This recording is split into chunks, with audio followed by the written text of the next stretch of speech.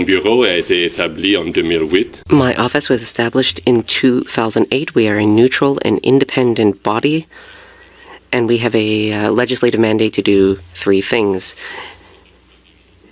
investigate complaints about federal procurement, offer mediation services for federal contracts, and recommend improvements to systemic procurement issues. Really a special moment in time. Our office has heard time and time again that the system is too complex. This doesn't come from a unique perspective. This comes from all perspectives across the procurement environment. And I'm here today to say enough. Time to make those substantive changes is now. I give the example of a Canadian supplier who sells to a foreign government and not to the federal government of Canada because it is easier. That is a damning statement. It is important to understand that context. It is important to understand that other jurisdictions are doing procurement better than we are. That needs immediate change. That needs foundational changes. And so I'm pleased to be with you today to announce that we are publishing a report on solutions. Those solutions address the 5 foundational changes that are necessary in federal procurement. Why it's important coming from us. We offer an honest, independent viewpoint. We don't sit inside federal bureaucracy. We don't represent suppliers. We offer an independent viewpoint. While I do report to the minister, who ultimately tables our annual report to Parliament, we absolutely do all aspects of our work absolutely independently.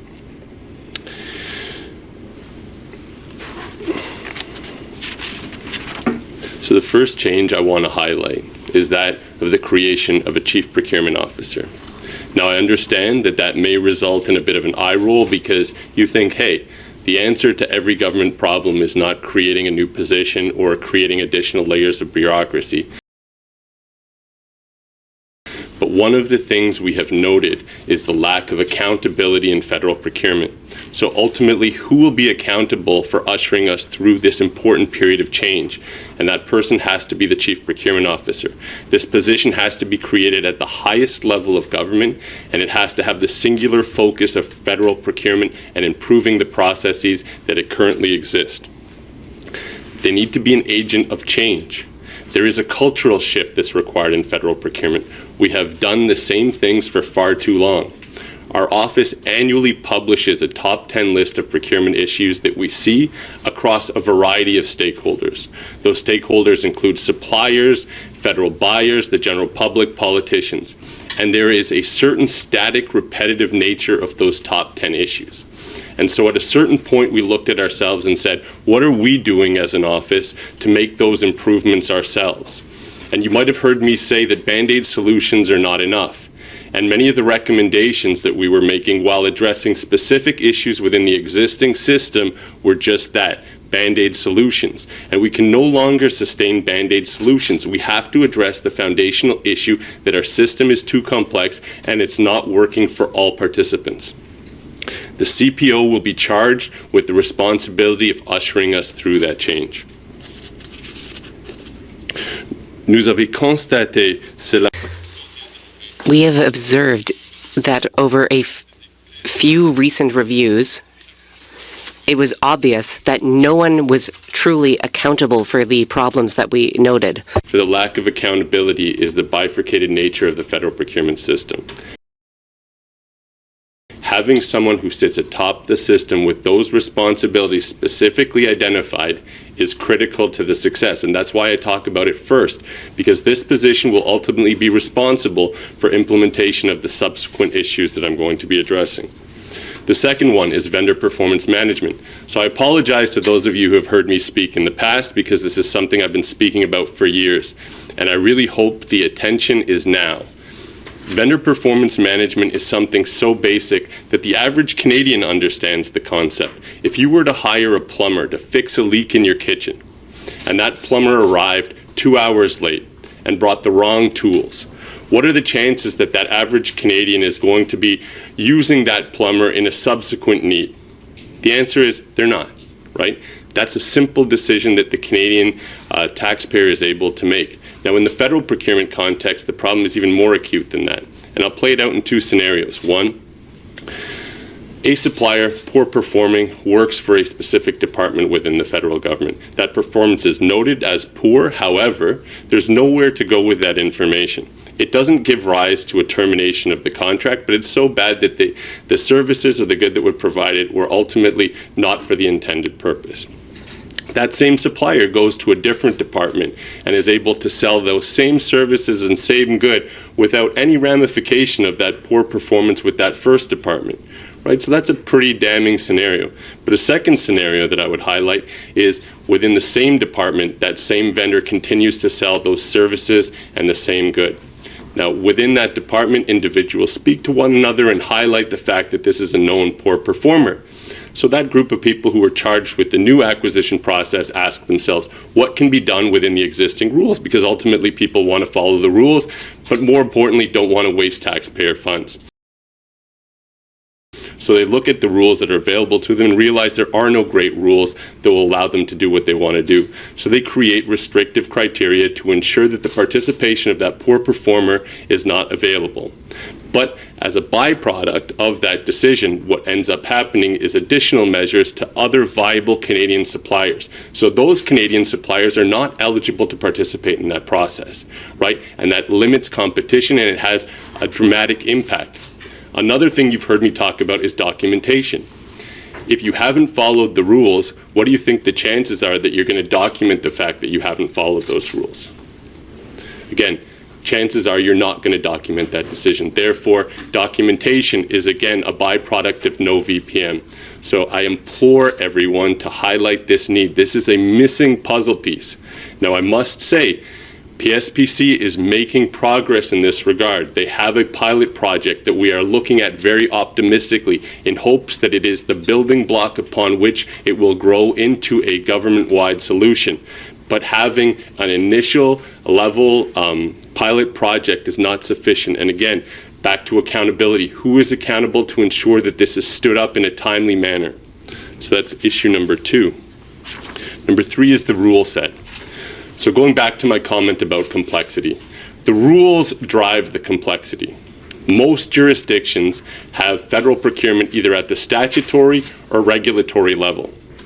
Every stakeholder we speak to in the procurement space, whether they be buyers or suppliers, struggle to understand the applicable rule set.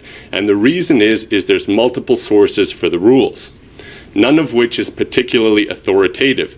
You have free trade agreements that apply in certain circumstances. You have a statute, the Financial Administration Act, that makes cursory mention to federal procurement, fair, open, and transparent. You have a regulation, the government contracting regulation, that says you must compete unless certain exceptions are met. But beyond that, no specific rules are provided.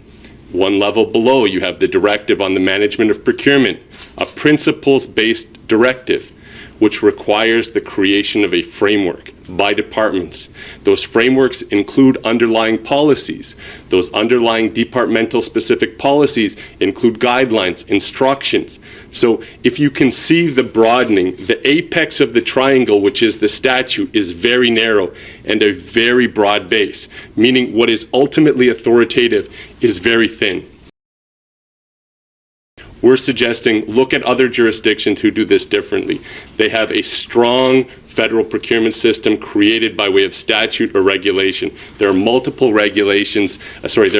jurisdictions cited in our report. I would encourage all of you to look at those jurisdictions because, like I mentioned, if Canadian suppliers are looking at other jurisdictions because it's easier, why, as the federal government, are we not also looking to those other jurisdictions to improve where we can?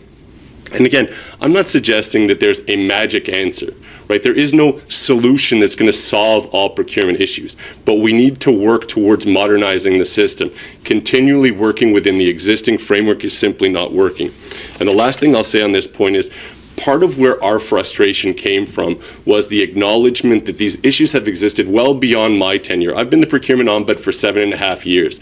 My commitment was not at the last day, on my last day of my term, was I going to issue a scathing report saying how federal procurement was broken. If I wanted to do my job effectively and leave procurement in a better place, I had to stand up and speak the truth. And the truth is the system needs to be overhauled. And that's really the importance of today. The fourth change is AI. I'm not sure how much time I need to spend on AI, simply to say that if we're constructing a new design for a federal procurement process, we need to acknowledge that AI is already being used by suppliers. Suppliers are using AI to actually create bids. So if we're not incorporating AI as part of our methodology to help us become more efficient and effective in doing federal procurement, again, we risk being left behind. So it is absolutely essential. One thing that AI can help us do, and this will be particularly interesting for those in the room, is data, right? I'm sure many of you try to report accurately on procurement issues. Some of you contact our office seeking to validate the information that you're seeing online, made transparent by the federal government, to validate whether it's accurate or not. And accuracy is critical in data. And so how can you effectively do your jobs as reporters and provide information to the Canadian public if you don't have accurate data? So our fifth foundational change is create a robust framework for data to ensure, specific to procurement, to ensure that it is searchable, accurate, and timely. And without those, even having an AI tool that searches the existing data set, while it does address one problem, which is the human hours necessary to search all of the various data sources to create a storyline that you believe is accurate, but ultimately are unsure. Right? And we've seen through our own reports that the accuracy of that data is questionable. Sometimes the applicable rules are wrong, sometimes the value of the contract is wrong, sometimes it's not made available at all, or it's not made available in a timely manner. So the fact that data needs to be presented in a different manner is absolutely necessary. Even with the incorporation of AI, that doesn't necessarily fix the problem associated with data. So where does that leave us? So both David and myself, the Deputy Procurement Ombud, have met with both ministers, Minister Lightbound and Minister Fuhrer, who have an issue with transformation on their laps. And they are both very keen to better understand our perspectives, and they were both willingly wanting to participate in an ongoing dialogue with our office to ensure that the transformational issues that we described in the report are well thought through, well addressed by whatever happens next. So I leave it there, and I encourage questions in terms of how we get to that next step. And the last thought I will simply say is that we have to seize the opportunity. So everyone now is talking about transformation. There's seemingly an acknowledgement that the system is not working effectively. If we do not act now, I fear that I could be before you in 2 years' time at the end of my mandate saying the same things. And to be honest, I can't. It's a failure of the system if that's the situation. So it's incumbent on everyone involved in federal procurement to take all of the issues we know to exist and start implementing solutions that will adequately address them. Thank you.